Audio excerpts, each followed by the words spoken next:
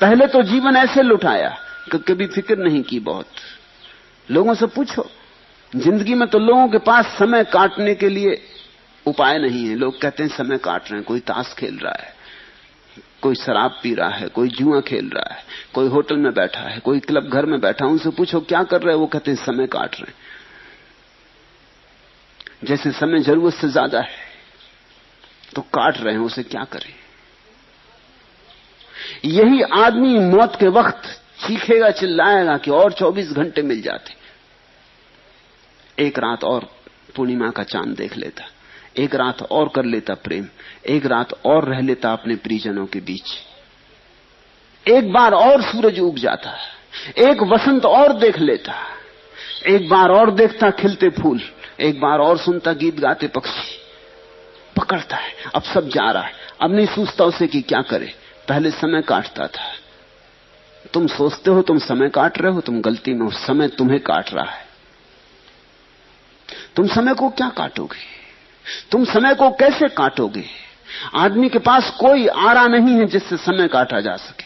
समय इतना सूक्ष्म है, कोई आरा उसे नहीं काटता। समय का आरा तुम्हें काटता जाता है। जब तुम ताश खेलते हो, कहते हो समय काट रहे हैं, तो समय हंसता है।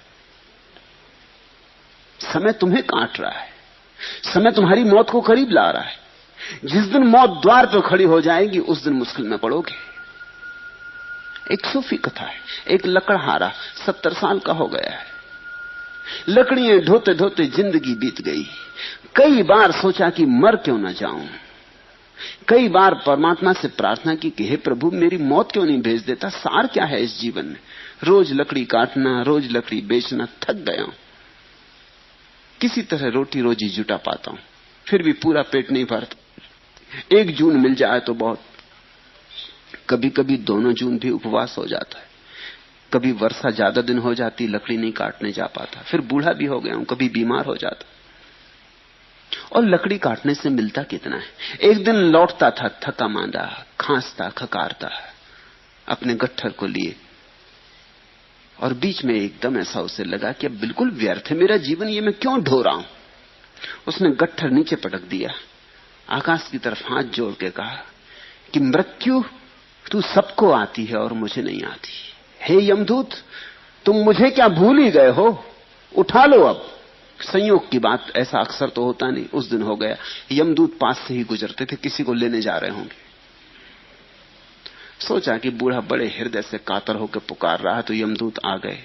उन्होंने उसके कंधे पर हाथ रखा, बोले क्या भाई, क्या काम है। बूढ़े ने देखा मौत सामने खड़ी, प्राण कब गए। कई दफे जिंदगी में बुलाई थी मौत, बुलाने का एक मजा है जब तक आए ना। अब मौत सामने खड़ी थी तो प्राण कब गए, भूल ही गया मरने इत्यादि की बातें। बोला कुछ नहीं और कुछ नहीं, गट्ठर मेरा नीचे गिर गया है, यहां कोई उठाने वाला ना दिखा, इसलिए आपको बुलाया, जरा उठा दें और नमस्कार। कोई आने की जरूरत नहीं है। और ऐसे तो हम जिंदगी भर कहते रहे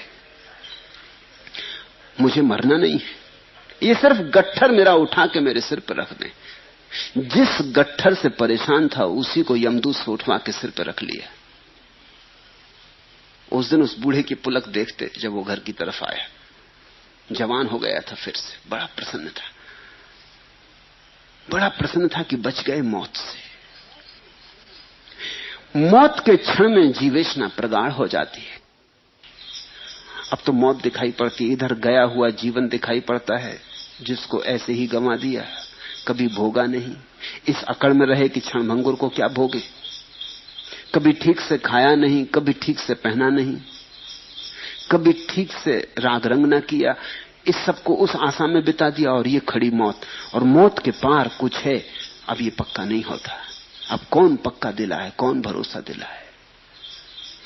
तो जीवेशना बहुत जोर से उठेगी। मेरी प्रक्रिया मूलतः भिन्न है, इसलिए मैं तुमसे कहता हूं, वासना से भागना मत, वासना को दबाना मत, वासना को जीना, समग्रता से जीना। इस जीवन के अवसर को छोड़ना नहीं। इस जीवन के अवसर में जितने गहरे उतर सको उतर जाना। एक ही बात ख्याल रखना, जागरूक रहना और देखते रहना कि इस जीवन में कितने ही गहरे उतरो, कुछ मिलता है कि नहीं मिलता। मैं तुमसे उपवास करने को नहीं कहता, मैं कहता हूं जितना स्वाद ले सको भोजन का लेना, लेकिन स्वाद ले ले के बार बार जाग के देखना मिला क्या। पानी पे बबूला उठा और मिट गया। जितनी काम वासना में उतरना हो उतर जाना, लेकिन हर बार काम वासना को ध्यान बना लेना, उतरते वक्त देखना कि मिल क्या रहा है। और मैं तुमसे ये नहीं कह रहा हूं कि तुम कहो कि कुछ नहीं मिल रहा है, ख्याल रखना, वो तुमने कहा तो गड़बड़ हो गई, तुमने दमन शुरू कर दिया। मैं तुमसे ये नहीं कह रहा हूं कि तुम दोहराना कि क्या रखा है यहां, कुछ भी नहीं मिल रहा है, मैं ये कह ही नहीं रहा। मैं ये कह रहा हूं तुम गौर से देखना, कुछ मिल रहा है, कौन जाने मिलता हो तो ठीक। और भय क्या है, लेकिन कभी कहीं किसी को कभी कुछ नहीं मिला, इसलिए अगर तुमने गौर से देखा तो तुम पा ही लोगे सब राख है। ये जो राख की अनुभूति है, ये सारे जीवन पर तुम्हारे राख का जो अनुभव होगा, यही तुम्हें कह देगा इस जीवन में कुछ भी नहीं। फिर मौत आएगी तो तुम डरोगे क्यों, भयभीत क्यों होगे? जिस जीवन में कुछ था ही नहीं, अगर वो जाने लगा तो पकड़ने की क्या बात है। हम पकड़ते इसीलिए हैं कि हम ठीक से देख नहीं पाए कि जीवन में क्या है। एक लड़का सिर्फ दही ही दही खाता था, सब समझा बुझाकर हार गए। साधु सन्यासियों के पास ले जाया गया, उसने एक न मानी। जितना समझाते उतना उसका दही में रस बढ़ता जाता, जो कि बिल्कुल स्वाभाविक है। करो निषेध, रस बढ़ता है। किसी को कह दो इस दरवाजे के भीतर झांक के मत देखना, फिर मुश्किल हो जाती, फिर झांक के देखना ही पड़ता। आखिर आदमी आदमी है, उत्सुकता जगती।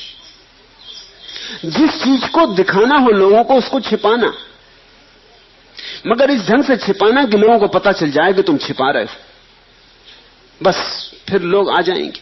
तुमने देखा ना, जिस फिल्म में सब बच्चों को बुलाना हो उस पर लिख दो केवल वयस्कों के लिए, सब चले। छोटी उम्र के लड़के 2 आने की मूछ लगा के पहुंच जाएंगे। अगर वयस्कों के लिए है तो जाना जरूरी है, जरूर कुछ मामला है। निषेध तो वही होता है जहां कुछ हो रहा हो। विज्ञापनदाता लिख देते हैं पढ़ना मना है विज्ञापन के ऊपर, कृपा करके इसको मत पढ़िए। फिर आप बिना पढ़े आगे नहीं निकल सकते। कैसे निकलेंगे? जितना समझाया साधु सन्यासियों ने, गुरुओं ने कि दही बहुत बुरा है, उन्होंने बड़ी बड़ी आयुर्वेद से उल्लेख किए कि दही के क्या क्या नुकसान है, उतना ही उसका रस दही में बढ़ता गया। आखिर एक बूढ़े आदमी के पास उसे ले जाया गया। रहा होगा बूढ़ा कुछ मेरे जैसा। उसने क्या कहा? उसने कहा बेटा दही खाना कभी मत छोड़ना, इसमें बड़े गुण हैं, ये तो लाख दवाओं की दवा है दही। वो बेटा भी चौंका कि इतने दिन हो गए कभी किसी ने ये नहीं कहा। जिसके पास गए वही दही के खिलाफ था। ये बूढ़ा होश में है। मानता तो वो भी था कि खराब है, क्योंकि तकलीफ तो वो भी भोगता था दही के कारण। सर्दी जुकाम पकड़े रहता, बुखार आ जाता। अभी जवान था लेकिन फीका होने लगा था, दही मारे डाल रहा था। मगर जितना लोग समझाते थे उतनी जिद पकड़ती जाती थी, तो अहंकार भी अकड़ता जाता था। इस बूढ़े की बात उसने भी जरा चौंक के सुनी। उसने कहा क्या कह रहे महाराज, दही में बड़े गुण? उसने करे लाख दवाओं की दवा है दही, रामबाण समझो।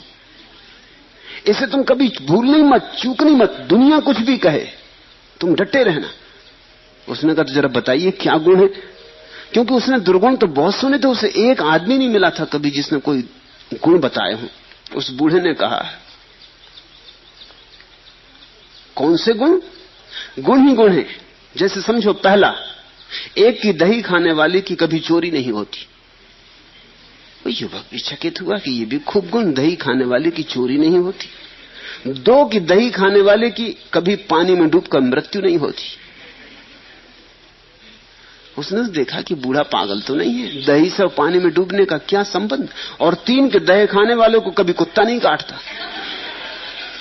उसने कहा आप होश में तो हैं, क्या बातें कर रहे हैं, किस शास्त्र में लिखा है, आयुर्वेद में कहां लिखा है?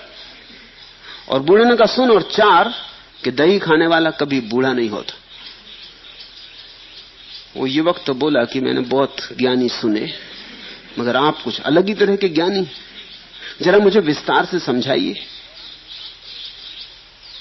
ये सुनकर उस बूढ़े ने कहा, सुनो, पहले तो बिल्कुल साफ है, सारी बात साफ है। दही खाने वाला रात भर खांसता है, चोर उसके घर में घुस कैसे सकते?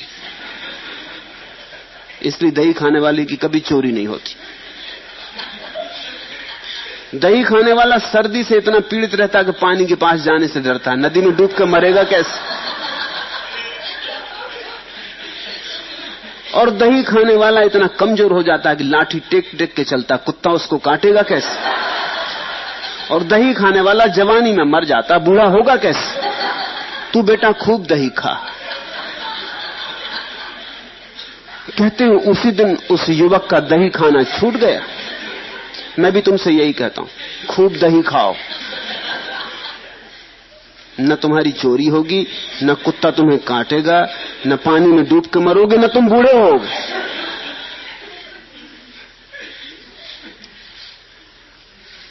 वासना से छूटने का एक ही उपाय है कि वासना की पीड़ाओं को ठीक से जान लो।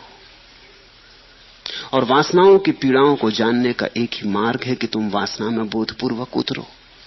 इसलिए मैं तुमसे कहता हूं, वासना से लड़ो मत, भागो मत, जागो। जिस दिन वासना की व्यर्थता साफ हो जाएगी, उस दिन ये सारा जीवन व्यर्थ हो गया। फिर मौत द्वार पर आएगी तो तुम मौत को धन्यवाद दे सकोगे। शिकायत क्या है? मौत तुम्हें मुक्त कर रही उस सब उपद्रव से जो चल रहा था। मौत तुमसे छीन ही नहीं रही कुछ, क्योंकि तुम्हारे हाथ में कुछ था ही नहीं। तब तुम मौत का आलिंगन करोगे, अभिनंदन करोगे। और जो व्यक्ति मृत्यु का अभिनंदन करने में समर्थ हो गया, मौत उसके लिए मोक्ष का द्वार बन जाती है। और जब तक संसार की खोज पूरी न हो जाए, ईश्वर की खोज कैसे शुरू हो? तुम्हारे महात्मा तुम्हारी संसार की खोज पूरी नहीं होने देते, वो तुम्हें अटका रखते। वो तुम्हें अपने ही जीवन में, अपने जीवन के अनुभव में उतरने नहीं देते। वो तुम्हें कच्चा ही वृक्ष से तोड़ लेते हैं, तुम पक नहीं पाते। ईश्वर की खोज तो तभी हो सकती है जब संसार बिल्कुल व्यर्थ है, आत्यंतिक रूप से व्यर्थ है, ऐसा बोध गहन हो जाए।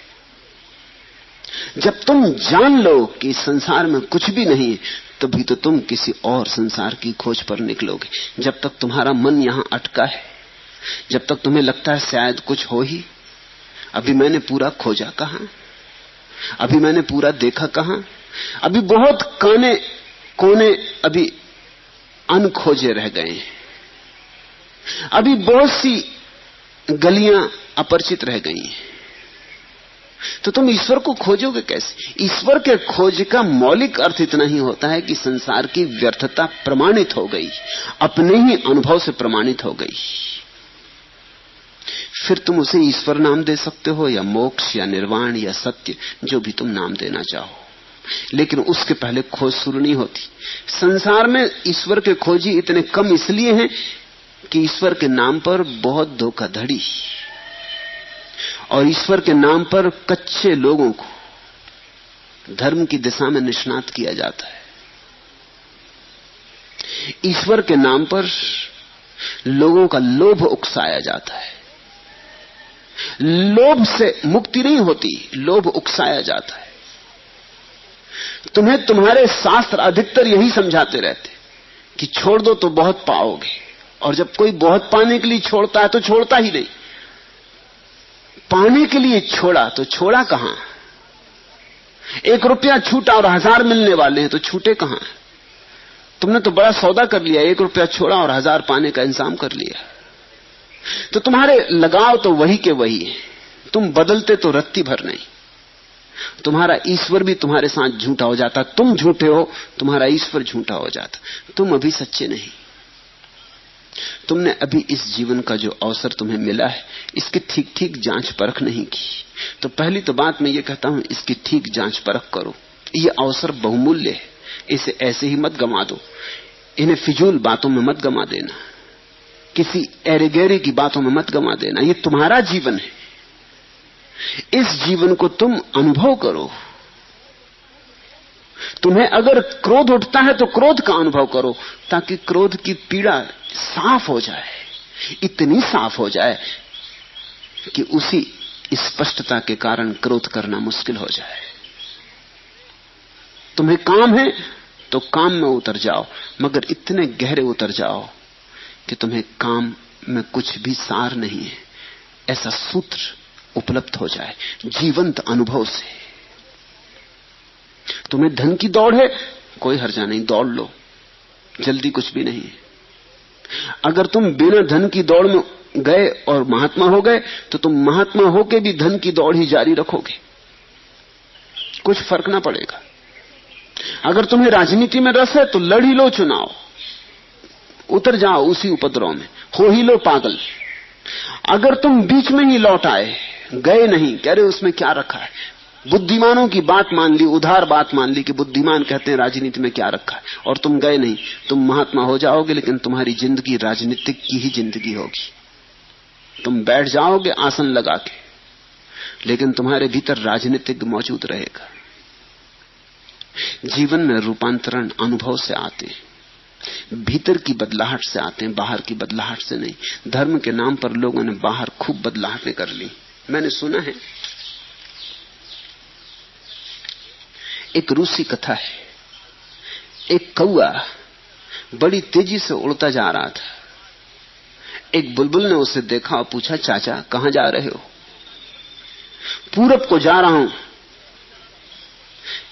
यहां मेरा रहना दूभर हो गया है, कौए ने कहा। कोयल ने पूछा क्यों?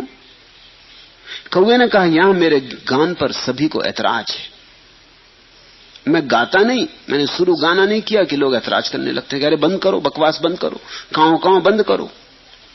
यहां गाने की स्वतंत्रता नहीं और सबको मेरे गाने पे ऐतराज है। कोयल ने पूछा, लेकिन जाने मात्र से तो तुम्हारी समस्या हल नहीं होगी, पूरब जाने से क्या होगा?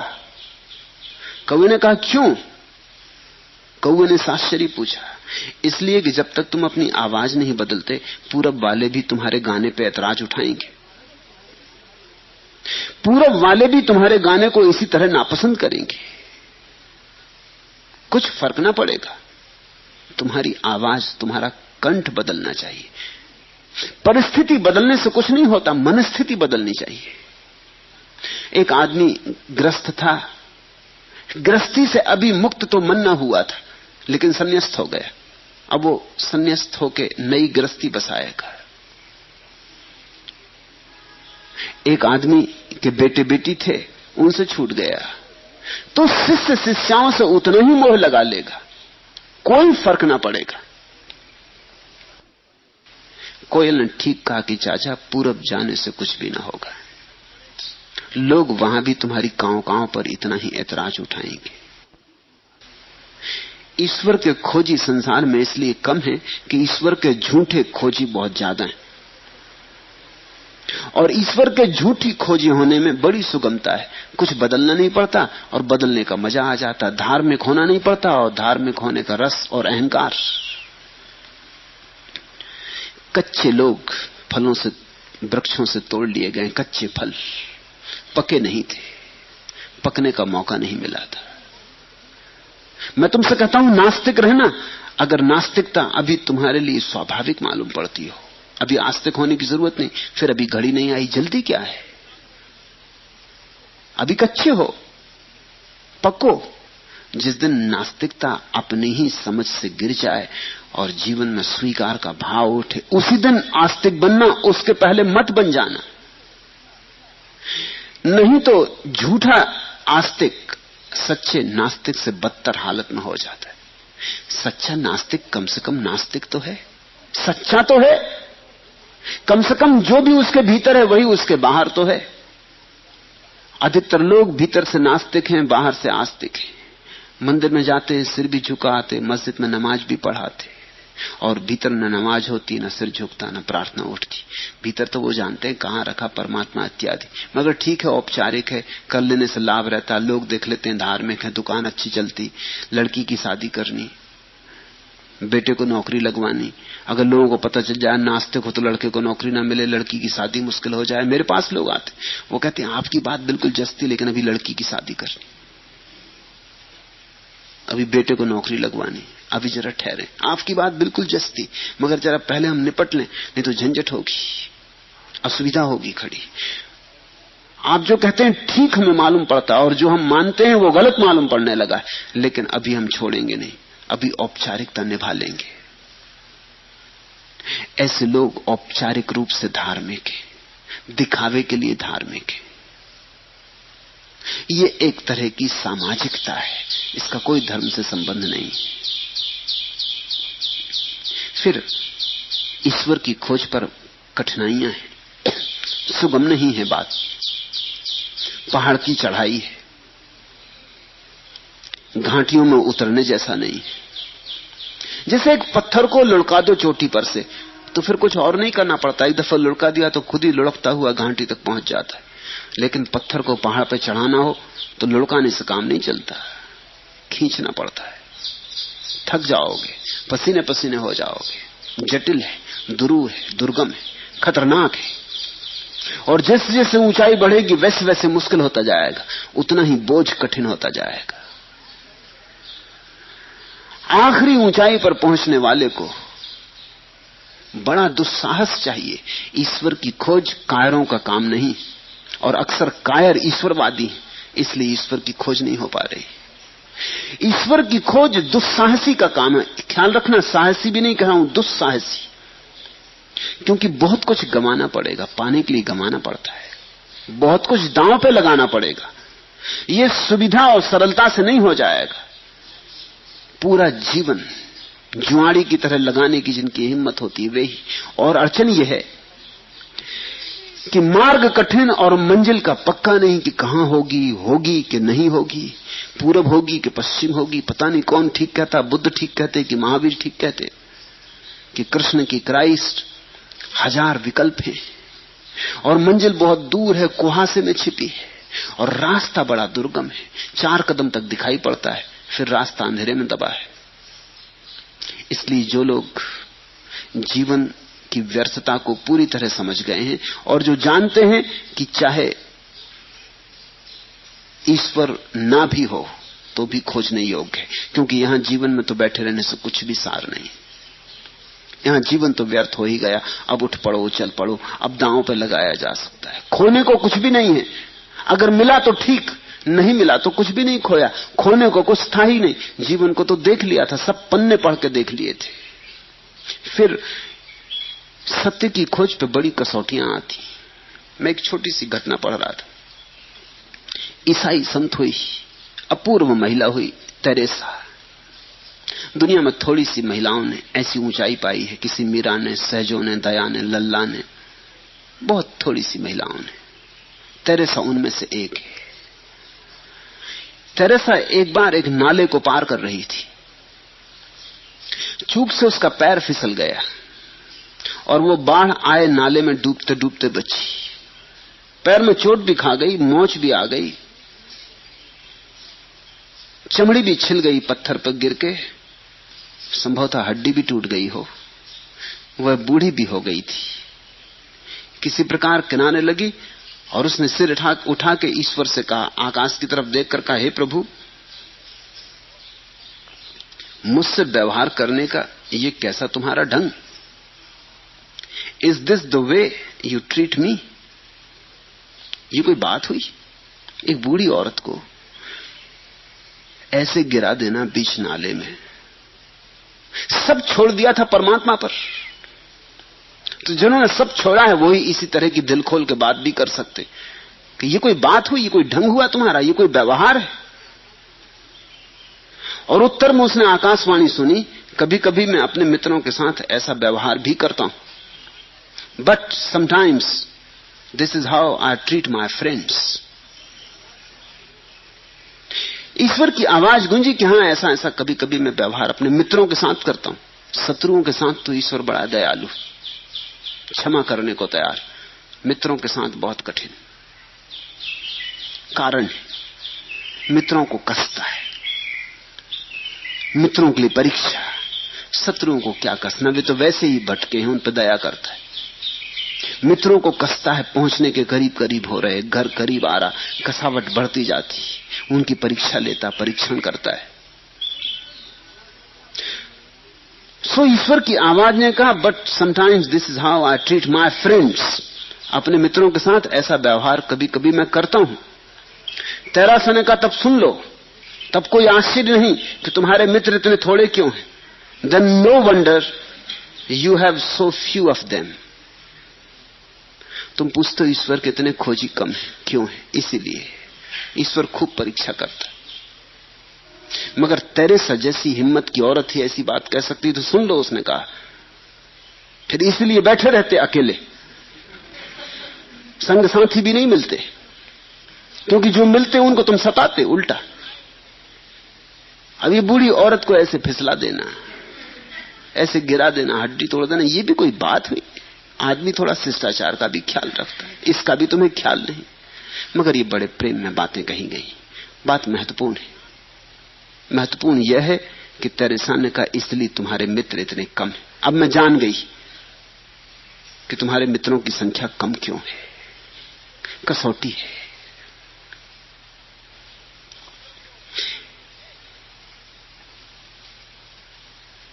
हजार में एक भी ईश्वर का खोजी हो जाए तो बहुत, लाख में एक पहुंच जाए तो बहुत, हजार में एक आध खोज पर निकलता है, लाख में एक आध पहुंचता है। तुम हजारों में से एक बनो, चुनौती स्वीकार करो। तुम लाख में से एक बनो, क्योंकि उसी अद्वितीय अनुभव से जीवन तृप्त होता है, संतुष्ट होता है। ईश्वर के बिना कोई तृप्ति नहीं, सत्य के बिना कोई संतोष नहीं।